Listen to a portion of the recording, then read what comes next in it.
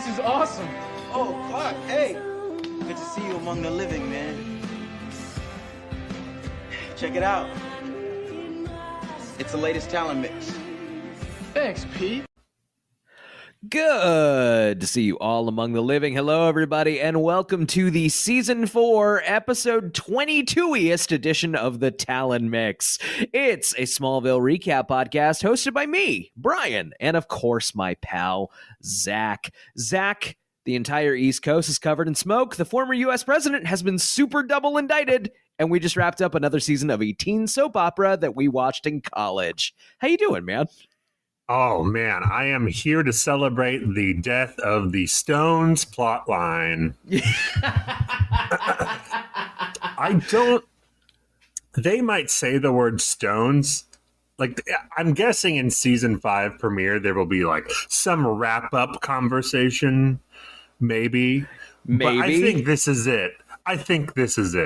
For the Stones. Good riddance. It's like I'm disappointed in this episode. I texted you after I watched it that I believe the direct quote was, "It's a real wet fart of an episode." But also, I'll take it if it means we're done with this fucking Stone storyline. Yeah. Oh, yeah. I think I'm a little bit more positive on the episode than you are, but I think we're basically on the same page. It's really good, and then it just gets bogged down in Stone's territory for a huge chunk of it. Right. I don't know. I think I was expecting more. I think I was expecting season 4 was some really high highs, some really low lows, and I was kind of hoping, like, even though I've seen it before, it's obviously been a very long time, I was kind of hoping there was some sort of end to this storyline that, you know what? All right, it was worth it because it got us here, and no. Well, it got us to, spoiler alert, the Fortress of Solitude.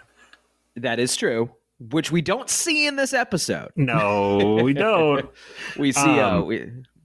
this episode has the what I would call the Arrested Development Season 4 effect. Yeah. Or the syndrome ailment, right. This is a supersized episode. This was like an hour and 15 minutes instead of, or something like that. Or, they added 10 extra minutes here. Right. And it doesn't feel like it's oftentimes when they do that, it feels like they just didn't edit out the stuff they normally would instead of giving us more. Yes, that's exactly it. So actually, on that note, this episode, the episode is called Commencement. This episode filled a 90-minute slot on the WB, right? The last 10 minutes of which were a 10-minute preview of Batman Begins that would debut that summer. The episode itself is only 10 minutes longer than normal. What I thought was funny is that I read this aired as a normal episode in Australia, right? Australia wasn't giving the extra half hour to Smallville. And I don't think we would struggle to figure out what 10 minutes got cut, A lot of Stones talk got cut. Right? And like repeated Stones talk. I think there's a pretty easy and snip, fully lift the scene out. Yes. Boom, you're good for Australian television. I wasn't watching the show at this point anymore. But I'm pretty confident I would have watched the Batman Begins stuff like online after when it went online sure or whatever. Watched that on whatever YouTube equivalent. Yeah. I mean, I was stoked for Batman Begins. I don't know about you, but I was so stoked. I read the leaked screenplay. I remember you telling me that in college, and I just could not accept. I was like, I would never do that because I don't want to ruin the experience. It was so, I think it was exciting to find it, and it was exciting to know and have something over everybody because I read it.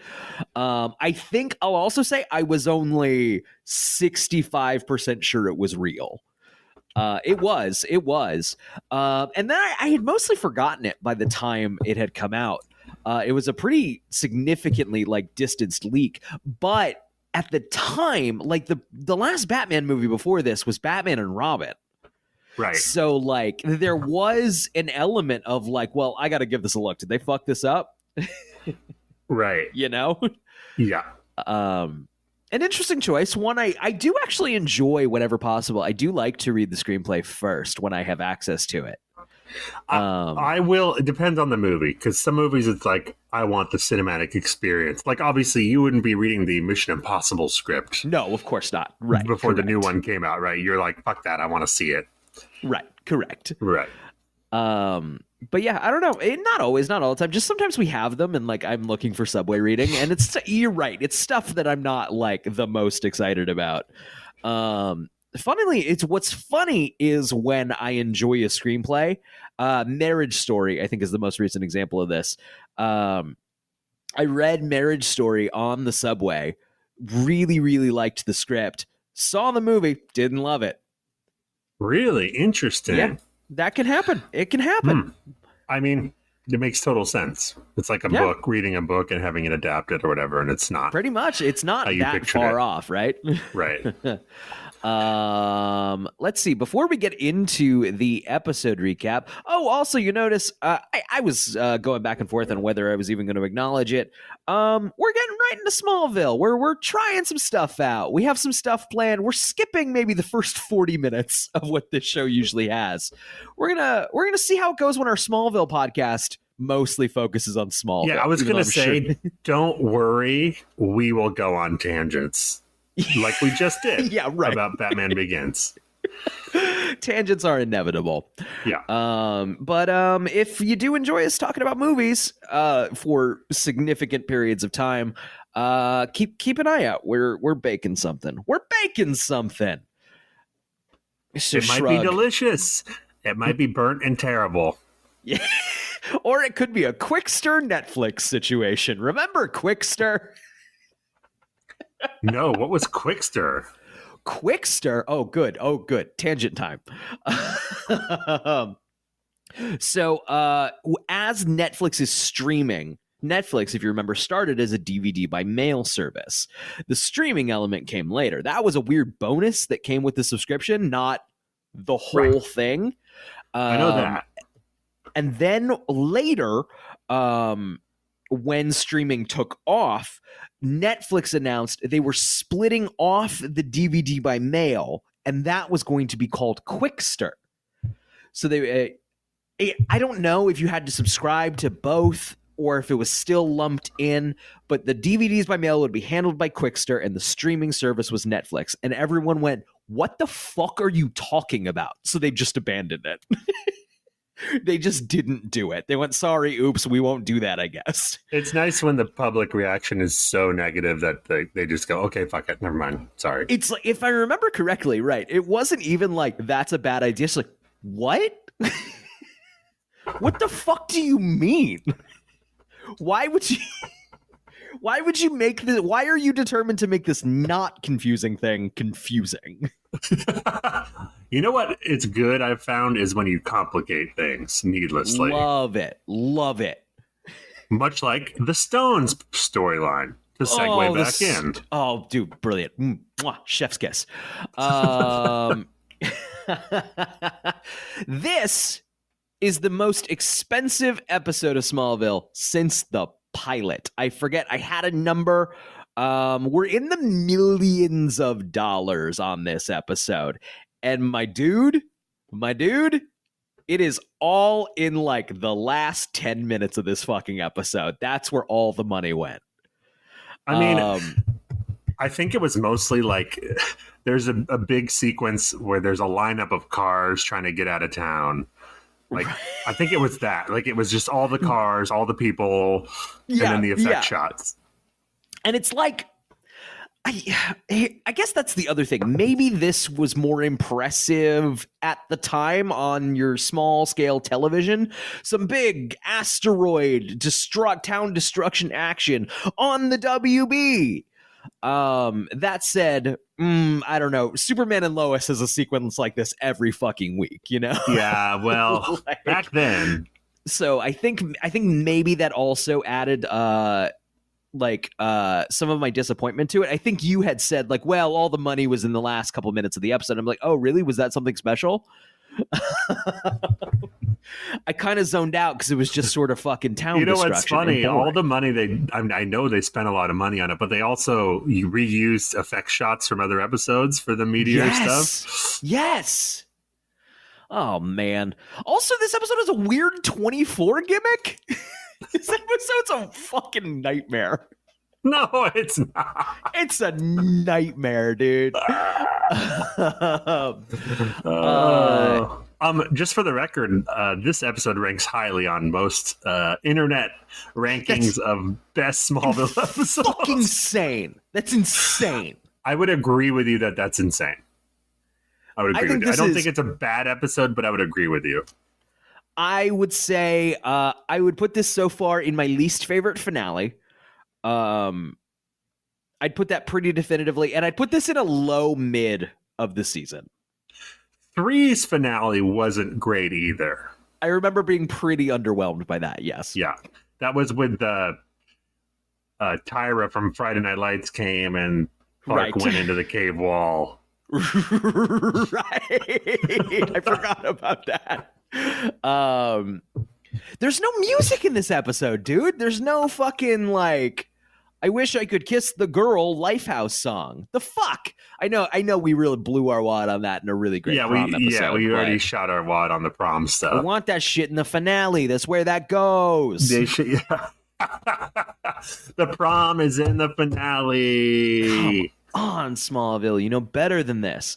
It's funny how, and we can save this for a broader season conversation, but this episode clearly, remember all the way back from the beginning of the season, how we were talking about there must have been some sort of like network note of like more sexy teens, more standalone stories, because they go in that much harder to the benefit of the show. I think we agree. And yet there's still like complicated, stupid Stones plot. Don't worry, it's all culminating to a stupid plot. I think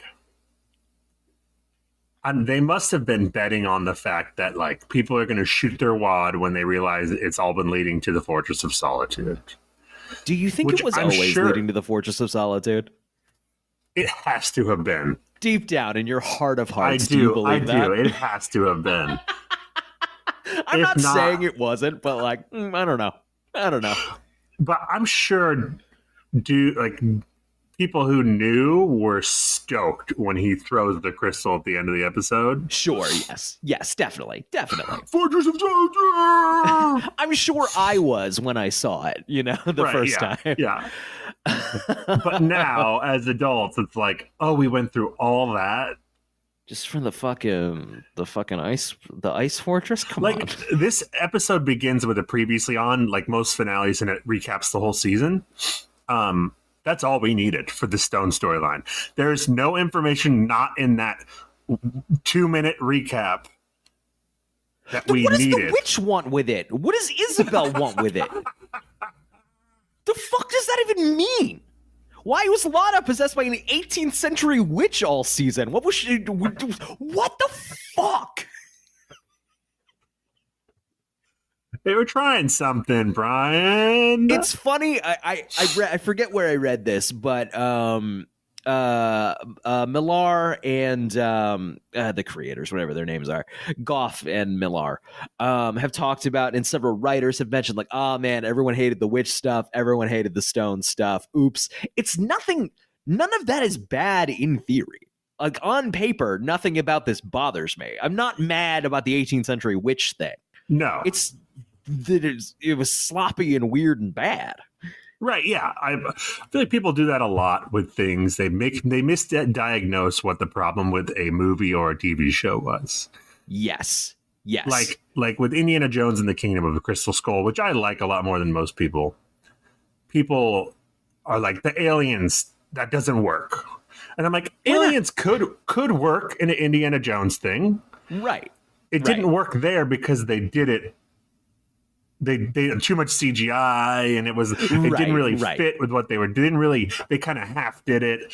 Like It didn't work for other reasons. But as a concept, Witch and Superman, that's fine. There's magic in Superman. We can make it work. And to be fair, the Witch stuff worked way better than the Stone stuff. If you separate it out. That Witch episode's really fun earlier in the season. It's dumb as a bag of rocks, but we had a great time with it. Yes. That reminds me of I was listening to I think it was on some show on Shudder. Rob Zombie was talking about not, I would say, either of our favorite filmmaker. But he was talking 2 of his movies, and both begin with Halloween in the title. But he was talking about how he loves test screenings. He thinks test screenings are very vital to his process. The cards people fill out are useless. Yes, that's the test screening is massively important to be like, okay, people seem bored here. You know? Right. Yeah. The cards, pointless. Throw them away. When you go see a movie, you can get a vibe whether people in the audience liked it or not. Right, exactly. And you can get a vibe about what parts are playing or not. It's especially if it's a packed house. Right. Yeah, that's a great quote. Yeah, that's really interesting. Let's see. I got one other thing before we get into the full recap here, where I'm sure we'll catch everything else. So this is the final appearance of Jensen Ackles as Jason Teague. I read somewhere this past week he'd apparently signed on to do 2 seasons, which basically confirms out what we thought, right? Which you had to have thought, that he wasn't just made a main cast member for one weird bad storyline. Right, but it doesn't confirm what happened. What happened? Because the supernatural thing. Go ahead. So I don't know about the timing. We found some weird timing in the Wikipedia of like, oh, he shot the Supernatural pilot here, though the timeline there doesn't make sense. That could be a wiki thing of a poorly sourced. But he has said on Michael Rosenbaum's podcast that he got Supernatural. They let him go. They let him, no harm, no foul. They let him out of his contract. But man, what did they intend to happen? I was going to say, do you think that's them being nice to him and just saying, you know what, you get to be a star of the show, great? Or do you think that's them like, thank God we had nothing left for you to do? That's I hope we find out on Talkville or something like. And he has also said, I was really spinning my wheels there towards the end, which you were, pal. Yeah. Not his fault. Not at all. No, he brought it. He always brought it in every scene. He's a good, great actor for this kind of show. Yes, that's. I didn't mean that to sound so backhanded. He is but honestly one of the better actors, just talent wise in the show. Yeah, definitely. When he first came on, we've talked about it. He was firing on all cylinders. Fun character, fun new character. I'm all about it. Right. And then they just were like, oh, we don't know. We have nothing for him to do. Right. So, would they have had more time to do kind of what they maybe had intended to use him for, or would we have been stuck with this for another fucking year? I feel like they were going to, I guess if he was signed off, they had to have thought they were going to be able to come up with more for him to do. This certainly was not the intention. I think you told me, you texted me, they did him dirty. Oh, they really did. They really did. It's clear that they were like, okay, we need to write this guy out, and because his character just changes on a dime, just totally changes. And this happens in shows. We've seen it. We've seen it before. Right. It happens. You got to write someone out. But I do wonder what the original intent was. Was it just to create a new Whitney type? Yeah. Because the problem was, did it start as new love interest for Lana? Did it that's what it was. The seed of it, right? That's kind of the problem, because he gets bogged down in the Lana doldrums. He's just completely away from the Superman show. Yeah, because they started to he's his coach. Maybe we'll have something there. But then nothing ever happens, and he just is having scenes with Lana pretty much the entire time. So if the point of giving Lana a new love interest is to have Clark go, oh no, she's with a different guy and he's kind of nice. And instead the show Clark just goes, yes, yeah, hey, that's fine. I mean, they Which is the flirted best with it. tension. At first, they flirted with it a little bit, like for a few episodes. And then they just got bogged down in stones. Stones. I had a better time with kidney stones than I did with some of these fucking storylines. That's not true. I was there. Well, when you got That the is not medicine, true. you did. Once you got the medicine, you were happy. Had a great, I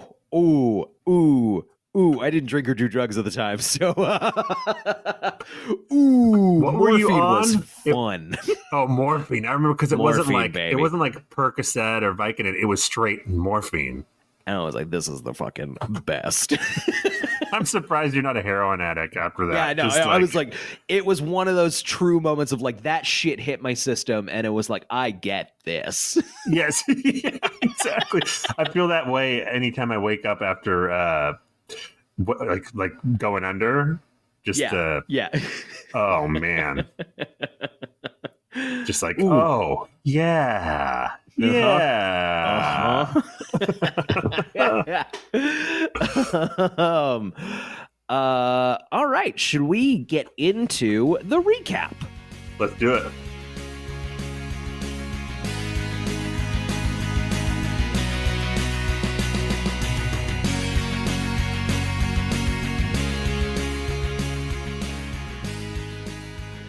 This week we watched Commencement. It's the 22nd and final episode of the 4th season of Smallville and the 88th episode overall. It aired on May 18th, 2005. I know all this, of course, because I am reading directly from the Smallville.fandom.com. Okay, getting into it. Lana returns to her apartment to find Genevieve Teague demanding Lana to give her the Crystal of Air.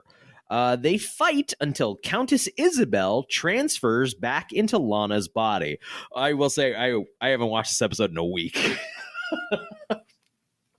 It's coming back to me, though. It's coming back to me. So Countess Isabel transfers back into Lana's body. She stabs and kills Genevieve with the stone. She uses the stone to stab Genevieve Teague. The jagged stone. I mean, I guess so. I guess. Reasonable. I guess right in the heart. Okay. The mark of transference disappears from Lana's back because Isabel has finally gotten her revenge. Until I read that in the wiki, I had no idea what the fuck. It's just, in this show, as far as I could tell, the way this worked was Lana becomes Isabel, stabs Genevieve Teague, and the show goes, all right, never mind on Isabel. I wrote down, well, they killed that plot line. I mean, that's exactly what they did. That's literally, they were like, bye. What I got excited because I thought, yes, in just one moment, they killed Isabel and they killed Dr. Jensen's Quinn, mom. medicine woman. And that is in turn killing the Stones plot line. Boy, was I wrong.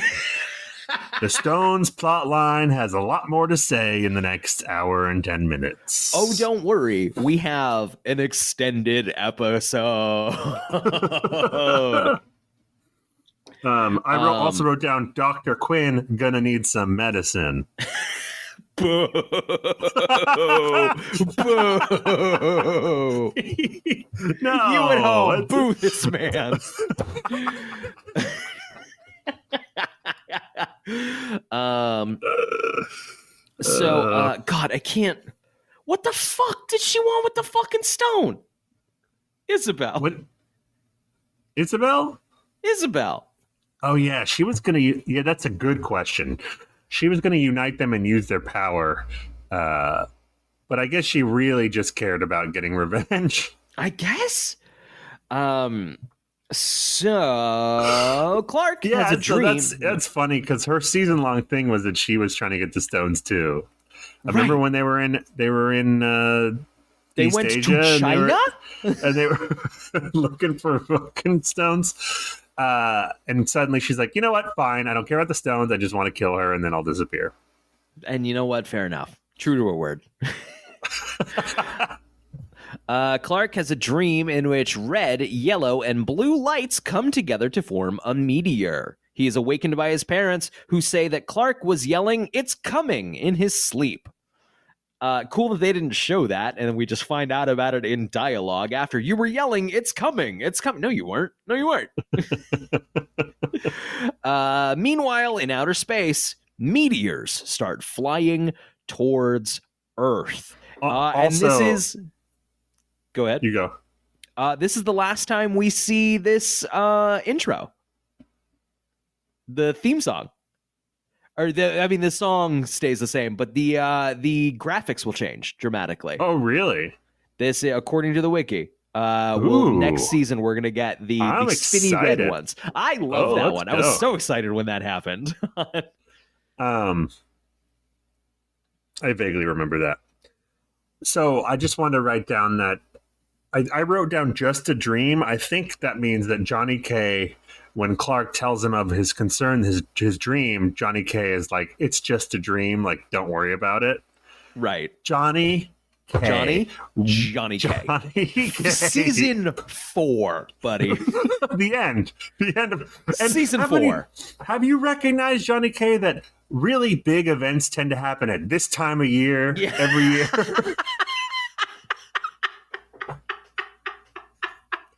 Notice the pattern. Johnny K's sitting there like, no way are we going to have a big life-altering event again at the end of the school year. Perfectly timed.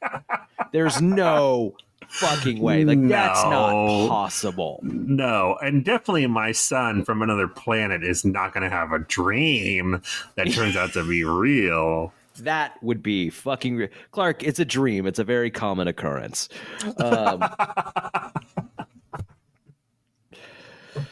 Any other thoughts about this scene? We ready to move on? I wrote down Nietzsche. There's a handful of Nietzsche lines in this episode. I think that's for the next scene with Lois and Clark, because there's like a bunch of like, maybe we'll be reporters together one day and you'll be Superman, basically. Right. All right. Lex walks in immediately after Isabel kills Genevieve and convinces Lana that it was self-defense and she had no choice. He offers her one of the best defense attorneys in the nation. God, I wish it was an expert from Metropolis. Or a specialist from Metropolis, sorry. Yeah. He tells her to stay in the Luthor mansion and talk to no one until the lawyer arrives.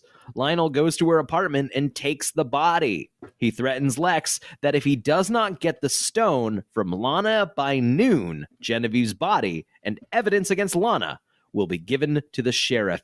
Hey, I have a question. I know you have I would like to present my question first, if that is okay. Hey, Lionel, why the fuck did you give the stone to Lana last episode? And then be like, I gotta get the stone from Lana. What the fuck, man? Okay.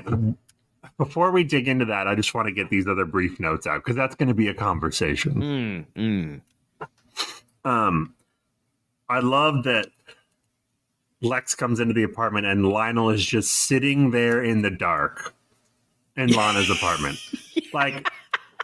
Just think of this logically. So he shows up. He's like, he just killed this woman. He calls his people, whoever those are. I don't know that he has people anymore, but he calls them. He's like, hey, I need you to do something with this body, clean this place up. They do. They get the body out of there, and they're like, are you coming? Or he's like, no, I'm going to sit here in the dark for a little bit. I have to go sit. Why? Because someone I need to intimidate might show up. A high schooler. Well, it turns out to be Lex. But, right. So he sits in the dark, and then Lex, and his exact threat to Lex is not that he would send it to the sheriff. He says that he would send her body to the sheriff with Lana's DNA as postage.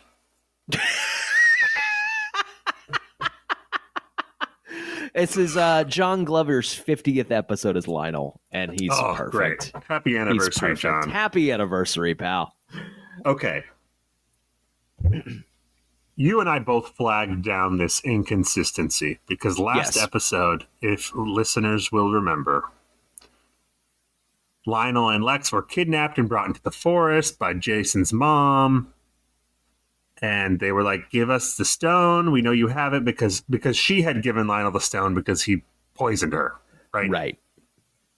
And Lionel says, I gave it to Lana because she's the chosen one. We then cut to Lana outside of the school looking at the stone in her car. Right. So you and I, and probably everyone else in the world, assumed Lionel was telling the truth. That's the stone he gave her. Oh, interesting. So I think the explanation is, and I just thought of this. Thought of this today, I think.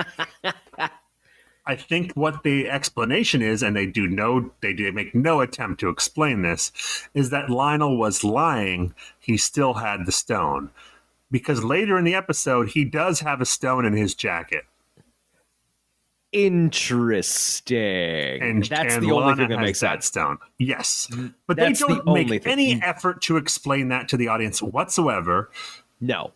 They lead us to believe last episode he gave it to Lana, and in this episode he's like, I want that stone from Lana. So you and I, the viewers who are paying attention, are like, what the fuck is going on? Do you know? Do you know? I mean, it's Weird. malpractice of them not to explain that a little bit. And I know. I mean, even though you and I are both like, we don't fucking care about the Stones plot line, you still can't pull that shit on us. I want to believe you give a shit. I want to believe this terrible storyline you wasted my fucking time with. Someone in that writer's room was like, no, it all makes sense. Rather than just a collective, oh, fucking no. Just like, don't worry, no one's going to care. Let's just get it over with. I do support just getting it over with. I'll say that. Okay, Clark and Chloe notice that Lana is not at school to pick up her cap and gown. They start to worry when she misses the ceremony completely. Right after Clark receives his diploma, military vehicles pull up, interrupting the ceremony and announcing a meteor shower will hit Smallville in 3 hours. Clark urges Chloe and Lois to escape Smallville. We haven't talked in detail about the weird every act break is full 24 style. We're getting a countdown clock to this meteor shower. Yeah, it's exciting, Brian. Ticking clock. Is it? 24 was big, man. I do think also they're like, we need to inject some excitement here. They're like, boom, 24 countdown clock. 24 was huge, dude. Like, sometimes I forget how big 24 was. Also, they start that countdown clock and you see the asteroids like entering the atmosphere like 40 minutes before they hit. It's later in the wiki they will explain that should take like seconds. Yeah.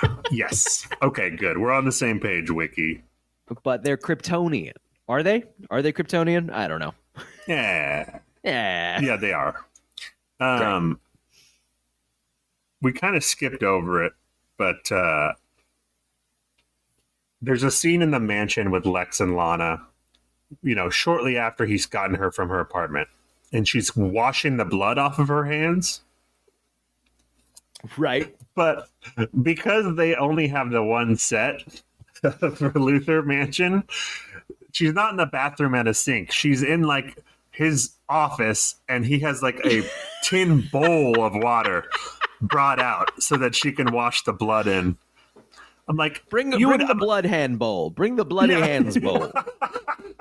For Lana, it's a mansion. My high school girlfriend. Surely we can get her a shower and a change of clothes. I didn't even think of that. Yes, please fetch the blood bowl for my high school crush.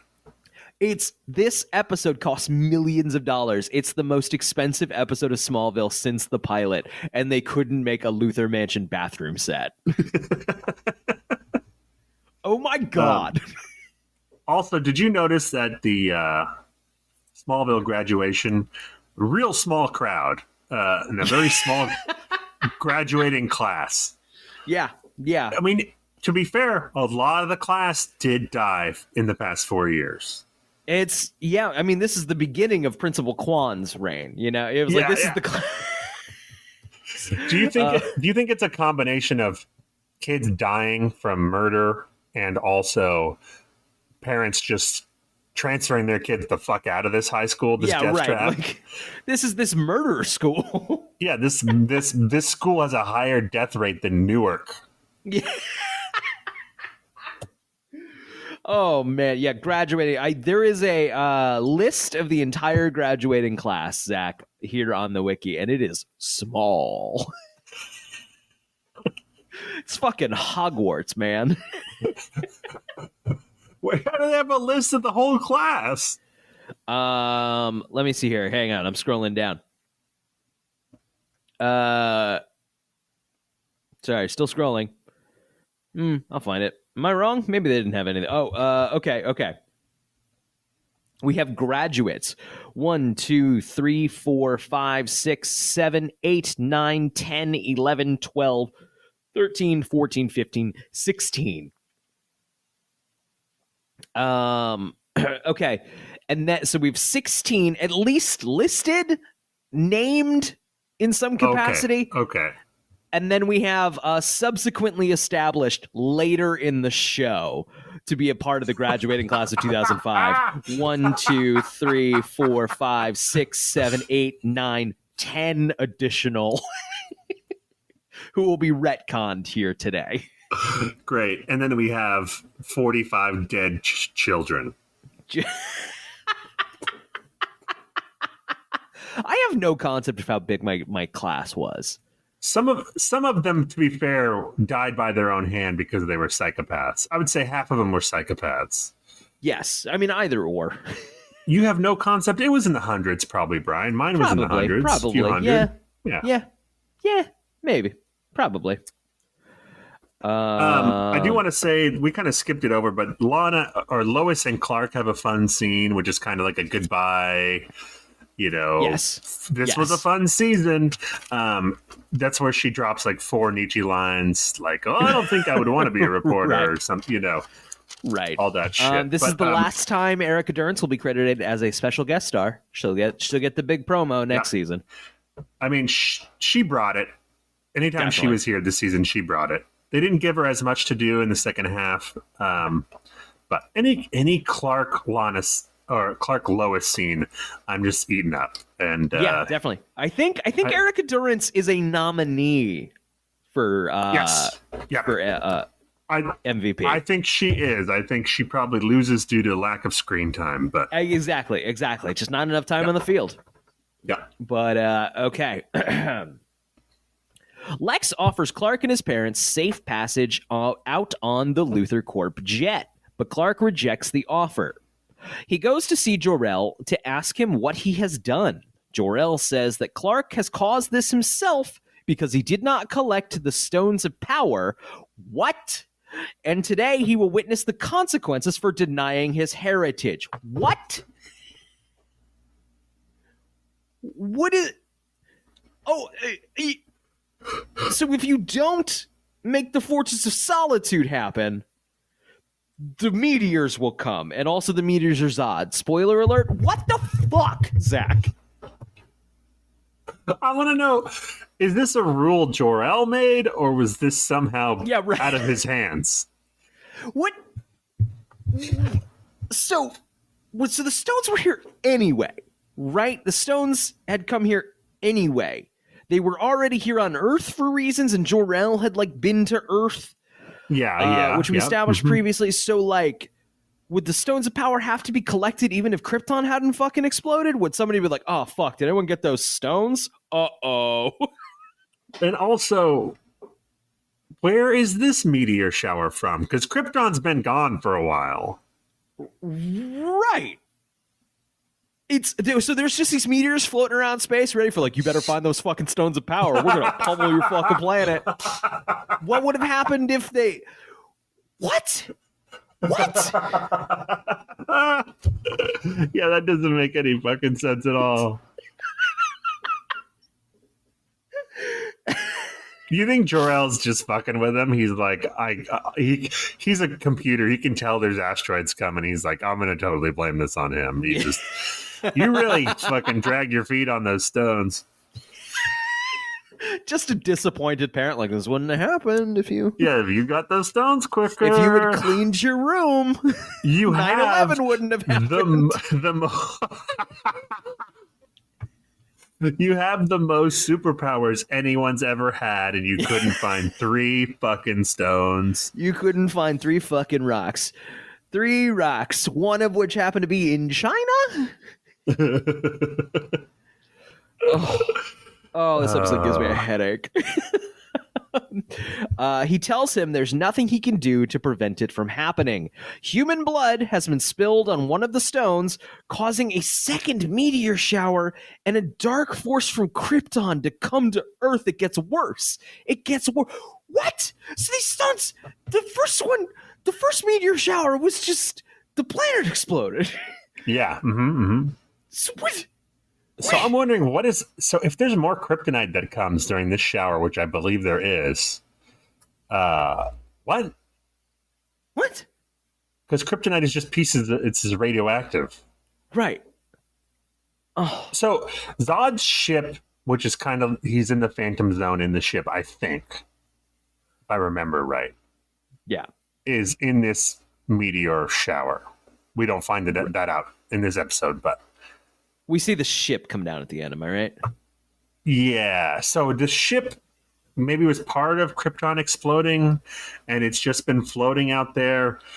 Maybe the ship is flying, and the meteors are caught in its gravitational pull, and then somehow Jor-El controls that ship, so he's bringing the ship.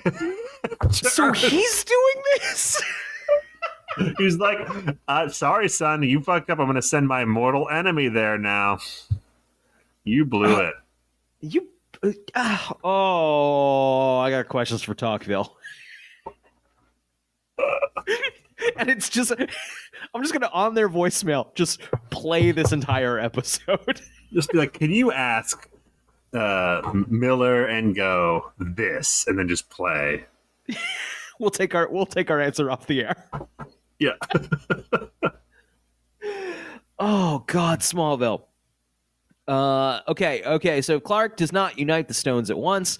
The Earth will be destroyed, and not even Clark will survive. The fate of the world is in his hands.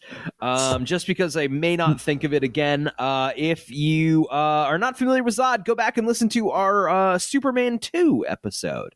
It's a little back in our archives. Then you'll be all prepped and ready for Zod next season. Question. Yes, Zach. So the implication here is that the meteors are coming.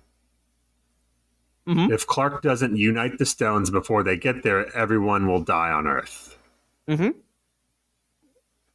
What the hell is he talking about?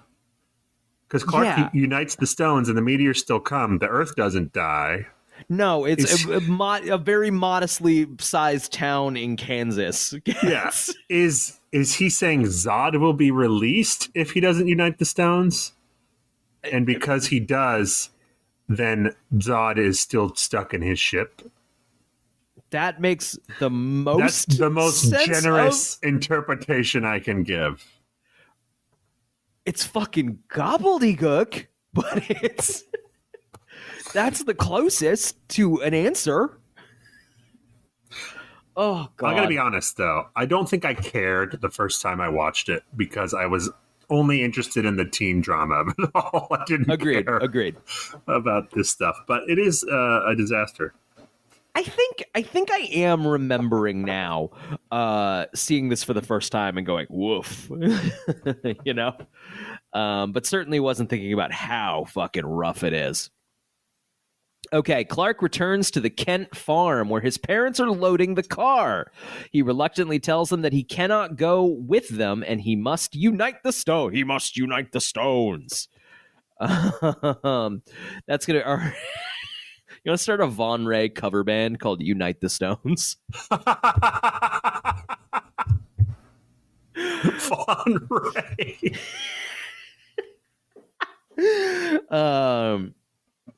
They are fearful because the last meteor shower was full of kryptonite and Clark could be killed. Sounding not very confident, Clark insists that he is the only one who can prevent Earth's destruction. Finally, Jonathan states that all of Clark's trials have prepared him for this moment and tells Clark to go and to make them proud. All right. Whatever you say. Don't worry. Johnny K and Mama K will have nothing to do in the rest of this episode. So they're gonna get something to do, Brian. They'll be on screen. That doesn't mean they'll have something to do. Whatever.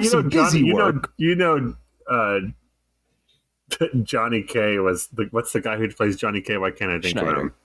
John Schneider. You know, he was like, yes, I get a big fight scene at the end. Like, he was just stoked. Yes. Clark finds Lana waiting for him in the barn. She gives him the crystal of air because she thinks that it is meant for him. They say they love each other and kiss in case they never see each other again. Lana returns to the Luthor mansion and leaves Chloe a short voicemail before Lex takes her phone and says she agreed to not contact anyone. How did Lana leave the manor? To go to the barn? It's a short jaunt. Yeah, she just bicycle. She just took a bicycle. But no one in the... So Lex is just like, hey, the girl who's in the only room in this house. She just like stroll out and just like, gotta go. Goodbye. Yeah, and then pop back in without him noticing. What the fuck? So Lex is real creepy real quick with like his big brother, not like brotherly, like big brother, like I'm watching you, you can't do this. He gets real creepy with Lana real quick in this episode. And it's not quite fun, the dark depths of Lex Luthor. No. It's like bad boyfriend stuff. Yeah. Not the fun Lex stuff. It's a little like, I feel weird about this. Yeah. Okay, Clark finds Lana waiting for... Oh, nope, I read that already. When Lex asks Lana about the stone, she simply says that it is safe. Yeah, but safe where, Lana? Safe where? All right. Having apparently survived his fall into the river, somehow Jason Teague has returned. You know, in a TV show, when someone gets shot in the arm and falls into a river, there is a 100% chance they're still alive. That is true. That is true. Somehow, in my dumb idiot brain, I was like, well, I guess that's the end of Jason Teague. No, you weren't. Zach, I swear on my child. I was like, wow, really? That's how they do him, huh? And then he shows up, and I'm like, that's probably how they should have done him. I mean, he doesn't even get I don't know one if more... Jensen Ackles has benefited from appearing in this episode. At the very least, you should have Lana kill him off. You know what I mean? Or something. Yeah, right? Like, yeah, he doesn't get a scene with Lana. I didn't even fucking think of that. This is lunatic. EW, Entertainment Weekly, ranks this as one of the best episodes of Smallville. Yes. I think it was top 10. You know what's not on that list? The prom episode. Yeah, it's not the episode after it. Yeah, the prom episode is top 10 in my heart. Yes, the spectacle of the end really must sit really well in people's memories. Yeah, it has to be that. All right, having apparently survived his fall into the river, Jason Teague stops Clark's parents as they are leaving the farm. Bloody and pointing a shotgun at them, he demands they tell him where Clark is. He says, "I've had a very bad day," or something like that. But I'm like, didn't you get shot yesterday? Yeah, right. Surely this isn't the same day. Lois and Chloe are stuck in traffic, so they hatch a plan in which Lois distracts the guard at the roadblock long enough to let Chloe sneak by him to get to the Luther mansion and look for Lana. I don't know if I think I liked this scene enough. Yeah, this is like Lois fun comes out, pulls stuff. her like general dad, spooks a soldier enough for Chloe to get by. It's fun. I mean, had it not been Erica Durance, this may not have worked. But so I think we're skipping over. I don't think maybe the wiki is doing it out of order, but there's a scene where Lex goes to visit Clark in the barn before the evacuation. I don't seem to have that. Yeah, and he basically shows up and is like, he gives Clark one more chance to come clean because he's like, "Hey, we discovered another chamber inside the caves. Anything in your research point to that?" And Clark is like, "Whoa, I don't know." And Lex in his face is like, "Fuck you. Okay, fuck you." It's still, I think, and it's from the Hong Kong episode. But the what do you want me to say, Lex? Yeah. What do you want me to say? Like that's it. Peak Clark Lex moment. That may never be topped. All right, Lex returns to the mansion with Lionel waiting for him. They argue over the whereabouts of the crystal of water. When Clark sets the second stone in the altar, he hears a piercing sound, which alerts him to the location of the final stone in Lionel's pocket. The stone emits a ray of energy, and Lionel is shocked into catatonia. It's the word, the Wiki's getting fancy on us over here. That sounds like a brand of clothing or something. Into catatonia. And Lex is knocked back against the wall. Concussion? Not a confirmed concussion. He could have hit back. I guess it's not confirmed. We don't see head hit rock. Yeah. But this is the scene where Lionel's like, "I don't know where the stones are," and then he gets shocked and the stone falls out. Good shit.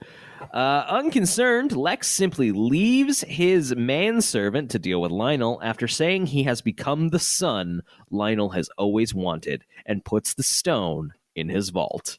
This scene should have been better, I think. I think in a better episode, this would be a good scene. I was not buying it personally, but I might have just been sour. I might have been a little sourpuss because I wasn't enjoying the episode. I mean, it's definitely it's such a spiteful moment from Lex. Like, he's just like, because he assumes he's dying. He's like, because I think he says, this is the last thing you'll hear or whatever. And he says, "Right. You got the son you wanted, you piece of shit," basically. Don't count out John Glover, Lex. No. He's got 3 seasons left in him. All right. Clark super speeds to the mansion and flings open the vault, but it is full of kryptonite artifacts. He grabs the stone right before he collapses. Okay. So there's so much kryptonite in Lex's vault. So much. You had to know. Also, so much of it it lights up when Clark gets closer. Like it turns on. Right. Like it's not green, and then when he gets closer, it turns green. Yes. Notice that as well. What is this? What is this, Brian? This is a security system from Krypton? It's that motherfucker. It's the one who did unite the stones. Yeah.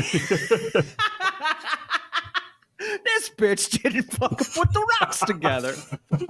Glow at him. And then once again, Lex's home is a fortress of security. Not one camera set up to capture Clark tear the vault off the wall. I I didn't even think of that. Is that like Lex doesn't want to record himself doing shady dealings? That's that's generous, but I don't hate it. You'd think by now he would have a fucking camera in there. Yeah, right.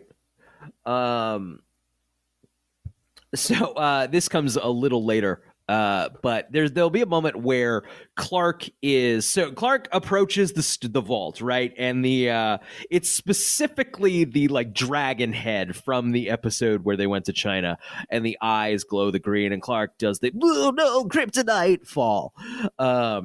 And later he'll be pulled from this, and all the glowing will stop. And Clark will be like, I feel great now. So everything about like the iron box and like keeping Clark, the kryptonite away, it just has to be like, let's get a measuring stick here. How close Clark has to be to the kryptonite. It's not that bad. I think I have a very bad peanut allergy. I think I'm more affected by a peanut butter sandwich at the other end of the room than Clark apparently is by radioactive pieces of his home world 6 feet away. It's fucking but they're COVID not turned rules. on. Only if they're turned on. Is the peanut butter turned on, Brian? I guess that's it. Do you think peanut butter's turned off until it senses you around and then it's like, fuck this guy? Only if I were from the planet of peanut butter that exploded when I was a child.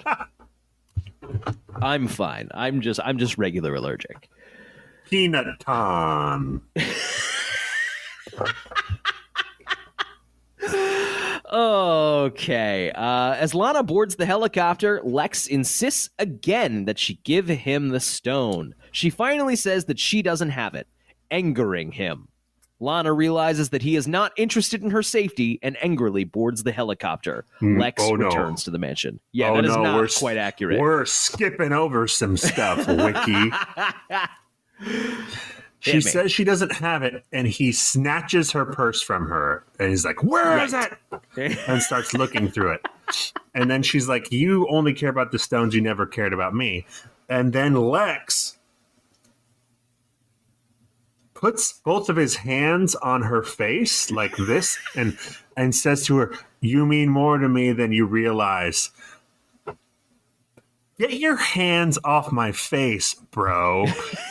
That is not a way you hold someone, even if you're in a relationship with them. You don't just grab their face, right? Let alone if you're about to put them on your helicopter away from the meteor shower that's about to hit the small town you live in. It's just, it's a weird move. And also you just don't care about the stone now. And also, you have already admitted in the episode with your evil twin that you do have feelings for her. So right. You mean more than me than you know is not true because you already said as much. Oh, this episode, dude. Get your hands off her, Lex. I don't like just it. Full grab in her face. Remember the movie Billy Madison? Where, yes, it's that exactly. It's that, yeah. Don't you ever say that. Stay here as long as you can. Oh man. I watched The Wedding Singer recently on Tubi. It doesn't hold up as well as I remember, at least for me personally. Really? I was only half. I haven't seen it in a while. It's not as good. It's not as much of. It's more of an Adam Sandler movie than I remember. Like, right. I remember it's like, this is a real legitimate romantic comedy. Like, actually, no, it's kind of cheap and dumb. But scary fact, but completely true. We are way farther from The Wedding Singer than The Wedding Singer was from the 80s. Oh, yeah. That was the 90s. I mean, it wasn't that far away. No, that was just The Wedding Singer's whole, like, it was the 80s. Was like, man, didn't we dress crazy a couple of years ago? So we've been into the 90s nostalgia for a little while now with our entertainment. Do you think we're just going to skip over the aughts because no one wants to look back at that fucking time period? When I'm stoned, when Emily and I are stoned, we will do some like 2000s nostalgia. I love to watch 2000s commercials, and movies and stuff, just stuff of that decade. And usually, it's a very stoned me and a very stoned Emily, arms crossed on the couch, going, "Oh no." Yeah, there's not going to be any Stranger Things for the early aughts. You know what I mean? Though some of the terrible 2000s fashions have come back on the teens. Some of the teens are into that stuff again. It all comes around. Don't think anyone wants to remember that time period. I mean, we're watching a show from it now. We have a podcast about a show from that time, Zach. We've been doing it for 2 years. I don't see anyone romanticizing that time period. Sure. Like they do the 80s and 90s. This was like... Right. It was a great decade for less than a year. Yeah, right. And then it was shitty. It is like... It is weird how easy it is to pinpoint like where it went wrong. Yeah, right here. We have a graph. Yeah. And then everything kind of got bad. Yeah. Oh, man. All right. So Chloe finds Clark unconscious and drags him away. Lex walks in and finds Chloe, but Clark speeds out before Lex can see him. This was dumb. It's what? Clark is just like whoosh bang, whoosh bang, and it was like what? Lex demands Chloe to tell him why she is there, and she insists that she does not know what happened. He drags her to the cave, demanding answers. How far is the cave from Luther Mansion? Why is everyone quickly jaunting around? Also, if you'll remember 1 year ago in the season finale, Lex was protecting Chloe from Lionel. Correct. And now, how far has he fallen? He's like, wow. Show me where the stones are, little girl. Wow. Jason ties Jonathan and Martha up, and they try to fight back. But after the scuffle, he manages to regain control. Remember when he was Clark's football coach? Yeah. I miss those times. And now he's a shotgun-wielding psychopath holding the Kents hostage. The Kents. For no other reason than we don't have anything for the Kents to do this episode. Truly. It's wow. We don't have anything for Jason. Why is he holding the Kents hostage? Lionel's the one who shot him. Yeah.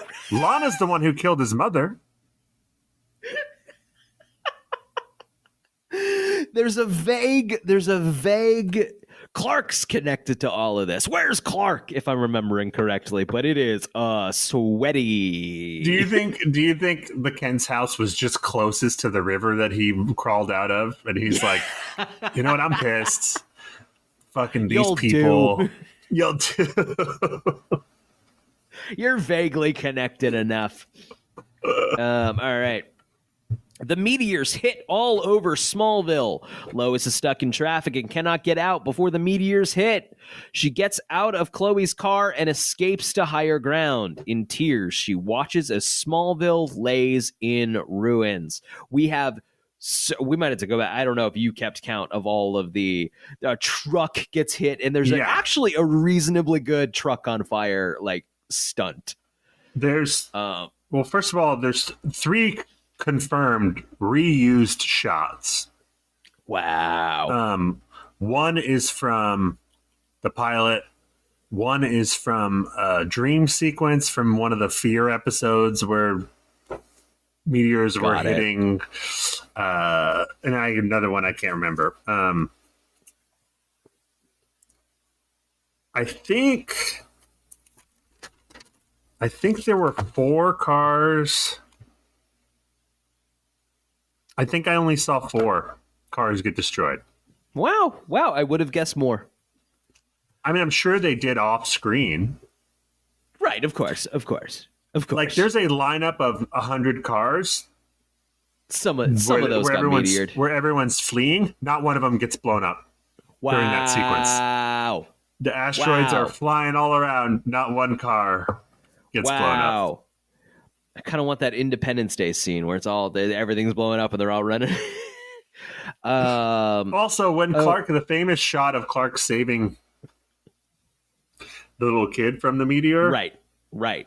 The kid really pulls Alana's parents and just stands there and stares at it for... Yeah, I thought about that. It's like, where the fuck is this kid going? It's like... He was looking for a toy, I think he left behind or something. You ever see a kid in like a crisis situation? It's usually, oh my God, screaming and crying. And this kid's like, truck. I'm like, that kid's broken in his brain. Also, I don't think a 3-year-old would stand there while an asteroid flew right at him like that. No, and get fucking Shaquille O'Neal'd. Like fucking Lana's parents. How weird would it be if Lana got killed by a meteor 20 years after her parents got killed by a meteor? That would be a news story. Close. That would be a news story for sure. The Kent house is hit by a meteor with Jason, Jonathan, and Martha inside it. During the showers, Clark Kent saves a boy named Henry at the last second, protecting the boy by using his body as a shield. Lionel... I just have here written down, because Lana's in the helicopter and it crashes. Yeah. Helicopters are horrifying. Oh, I hate them. Never been in one. Will never go in one. Absolutely not. No. No problem with planes. Helicopter? No. Yeah. I went in one when I was in middle school. We went to Hawaii and we took a helicopter tour around the islands. I was scared, but I was too young to appreciate how scared I should have been. Sure. Because when you're a kid, you're like, my dad paid for this. They're professionals. It's safe. I'm being scared for silly reasons. Right. But then as an adult, I'm like, no, you weren't. No. Terrible. Absolutely no, not. Thank you. No. No. It's honestly even weirdly, like, let's say I had to get like medevaced out of like an emergency situation. I'll dangle in from the cot from the helicopter. Don't put me in that fucking helicopter. No. I'm good down here. I'll dangle from the cot. Oh. I'll fucking pull the rope if I need something. Like if you're getting evacuated, you're not even injured. You're like, hey, can I just hang from the cot? I know you have a cot. Yeah, no, I got that. Then I'm in control of my destiny. Yeah. Lionel lies in a catatonic state at the mansion with Kryptonian symbols running in his brain. Lana's helicopter is hit by a meteor and crashes to the ground. Badly injured, she crawls to the edge of the crater containing a giant black spaceship. So, a couple things. The helicopter pilot... So Lana gets a concussion because the helicopter crashes, and then in the next scene, she wakes up in the helicopter. Yes. So she got a concussion. I believe the helicopter pilot got one too because he's dead from a bloody gash in his head. That makes sense to me. That's a concussion, right? That's a head trauma that killed him. Yeah, that's a super concussion. Yeah. Okay. That's a concussion that didn't quit. Yeah. That's a concussion that saw a skull and went, I ain't afraid of that. Lex and Chloe see a light coming from the hidden chamber within the Kawachi caves.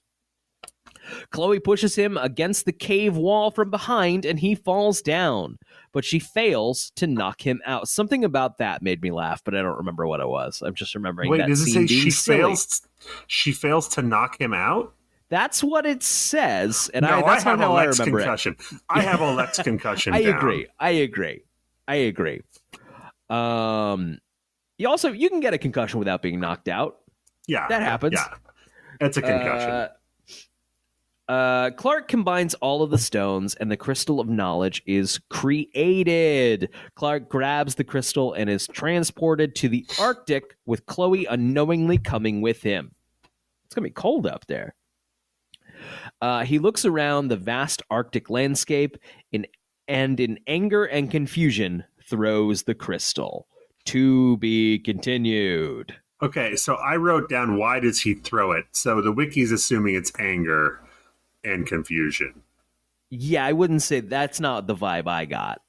I mean, that's the generous interpretation. There's no other explanation unless he had he's like a vibe, like maybe I should throw this. Maybe that's what I'm supposed to do. That's what happened in that movie. Throw this in the snow. Yeah. Was that always part of it? Like, I hope he knows to throw this thing because if he doesn't. Jor-El's like, all right, I mentioned the fucking stones. Okay, end of the fucking world. What am I fucking forgetting? He's like, I won't mention it to him. I'll just frustrate him enough to where he'll definitely throw something. He'll get it. He'll get there. Let's see. We did most of the notes at the top of the episode. That's season 4 in the bag, buddy. Another one down. Do you want to? Let's hear the final tallies for this season. Do it. This season had 5 Lex concussions. That's the second most in a single season. The first season we had 6. Hubba. The second season we had 2. That gives us 13 concussions Lex has had. Wow. We're only a few shy of the Johnny Knoxville number we're looking for. We'll get there. Overall concussions. I think we set a record by 1 for overall concussions. Ooh. 25. Wow. 25. Season 2 had 24. The amount of overall concussions is insane. I'd have to tally that up. That will take time. Nothing that happens here is diegetic or real. These are all hallucinations from people who with severe head trauma. Car accidents or car destructions, only a sad 9 this season. That's the lowest we've had. Yeah. Wow. And this didn't even make up for it. I thought it only would. 4. I thought it'd tally up. Some of those were reused too. Yeah. From the other shots. Yeah, God, you're right. Man, shame. Brian, buckle your fucking seatbelt. All right. 24 instances of memory loss this season. Ooh, baby. The previous record, 7 in season 1. Oh my God. Just annihilated. We've shot into the stratosphere. We're never going to come close to that. No less than honest this season, but we did set a record for not yourself or not myself with 8. A lot of possessions and being a different person this episode. Yes. We went to that well a couple of times. Sometimes for good, often for good. The line is going a straight diagonal up. Season 1, we had 1. Season 2, we had 2. Season 3, we had 7. Now we have 8. We're just not yourself.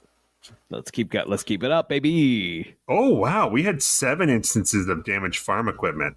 That must have been one episode. Just like a bunch of shit happened. Yeah, definitely. And then we had 1 specialist this season. Wow. What a tally. Oh, man. So, any final thoughts on this episode? I think we'll deal with our entire season recap next week. I think we'll give out our awards. Yes. I mean, we'll of course, you won't be able to see it, but we'll of course be dressed in tuxes. I'm going the whole night. I'm renting a band. It's gonna be big. Yeah, for sure. I'm actually red carpet splayed out outside my apartment. Full cocktail hour. We have invites sent out to the whole cast of Smallville, so we'll see. This is real. We've sent out. We've got. Allison Mack is unable to attend. She's already RSVP'd no. I think this is the year. I think this is the year that Tom and Michael are coming on the show. They're going to accept their awards. Yeah, they're too far behind us because otherwise we could just call up on their line and be like, "Hey, just so you know, you won this award. Do you want to come and accept it?" We should do that anyway.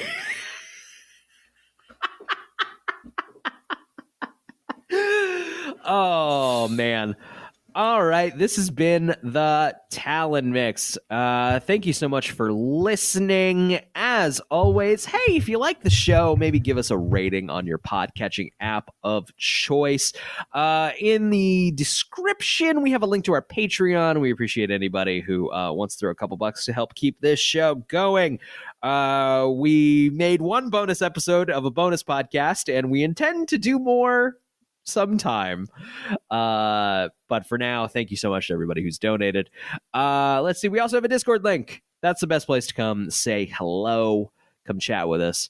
I think that's everything. Hey, Yeah, Zach, let us know if you hate the new format or if you like it more. We would love to hear your feedback. Dude, it was like, hey, I liked it better when you weren't talking about Smallville. Yeah, on this Smallville recap. Yeah. Ultimately, I don't think it shaved down the runtime that much. We will find a way. Life finds a way, Brian. Brian, this was a supersized finale episode, though. That's true. So. That's true. Just to peek behind a curtain, there was a universe where we're sitting there going, like, I think we can bang out 2 episodes of Smallville in an evening. Like, I don't know about that, baby. I don't know, because we would have still said all the same shit, but we would have talked for 45 minutes before this. So it would have been an hour and 45 rather than, that's true. An hour. I don't know. Right. I don't know. We'll see. We'll figure it out. Zach, do you have a question for the Smallville gods? I have a statement and then a question followed right after. Great. My statement is season 5 is going to slap. Season 5 is going to slap, right? Good night, everybody.